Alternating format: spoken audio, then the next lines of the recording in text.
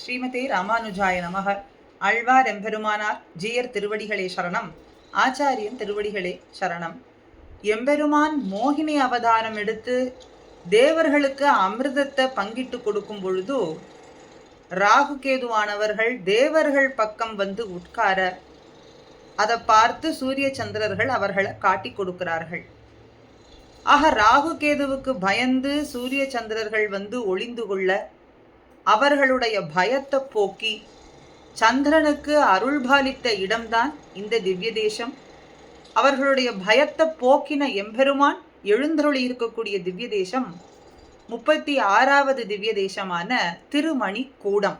இங்கே திருமணி கூட நாதனாக, நாயகனாக, வரதராஜனாக, கஜேந்திர வரதனாக எம்பெருமான் திருமாமகள் நாச்சியாரோடு எழுந்தருளி இருக்கிறான். திருமாமகள் நாச்சியார் இந்திராதேவி பூதேவியோடு எம்பெருமான் இங்கே அருள்பாலிக்கிறான். சந்திரனுக்கு அருள்பாலித்ததனாலே அவனுடைய நாமத்தாலே இந்த புஷ்கரணி விளங்குகின்றது. சந்திர புஷ்கரணி. கனக விமானம் பிரசன்ன விமானத்தோடு எம்பெருமான் இங்கே எழுந்தருளி இருந்து கருடாழ்வாருக்கும் சந்திரனுக்கும் பிரத்யக்ஷமாக காட்சி கொடுத்து கொண்டு எழுந்தருளி இருக்கின்றான்.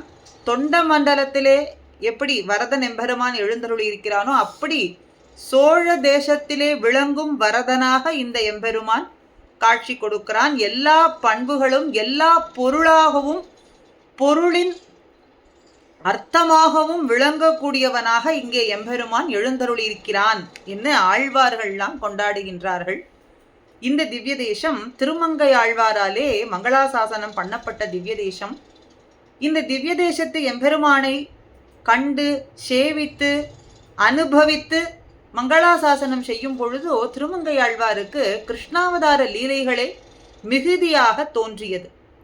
இடையிடையில் ராமாவதார காட்சிகளும் வந்து போக ராமனாகவும் இந்த எம்பெருமான குறித்து மங்களாசாசனம் செய்திருக்கிறார்.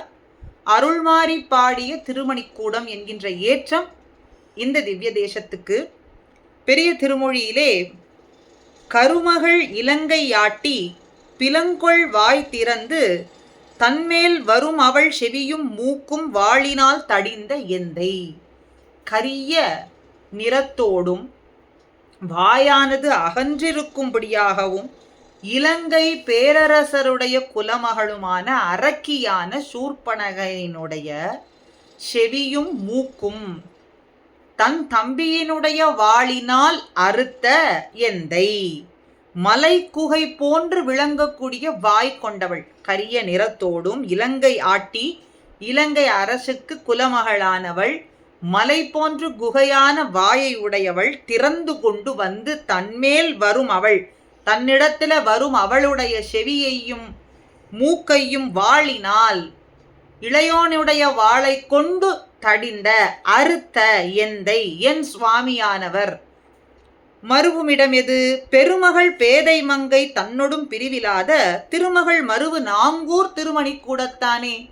பெரிய பிராட்டியாரான திருமகளோடும் குற்றம் என்பதே காணா கண்ணா இருக்கும்படியா செய்விக்கக்கூடிய பூதேவியோடும் என் அடியார்கள் குற்றம் அது செய்ய மாட்டார்கள் என்று வாதிடும்படியாக இருக்கக்கூடிய பெரிய பிராட்டியும் குற்றம் என்பதே காணா கண்ணாய் செய்விக்கும்படியான பூதேவியோடும் அரட்சணமும் அகலகில்லேன்னு சொல்லும்படியாய் பிரிவு என்பதே இல்லாததாய் மருவும்படியாக இருபுறமும் 2 தேவியர்களும் 2 நாச்சிமார்களும் விளங்கும்படியாக இருபுறமும் இருக்கப்பெற்ற எம்பிரானாக திருநாங்கூர் திருமணிக்கூட நாயகனாக எம்பெருமான் இந்த திவ்ய தேசத்திலே விளங்குகின்றான் என்று திருமங்கையாழ்வார் மங்களாசாசனம் செய்கிறார். பிள்ளைபெருமாள் ஐயங்காரும் சேராது முன் செய்த தீவினை பின் செய்வதுவும் வாராது இனி நீ மட நெஞ்சே. தன்னுடைய நெஞ்சத்துக்கு சொல்றது போல சொல்றார்.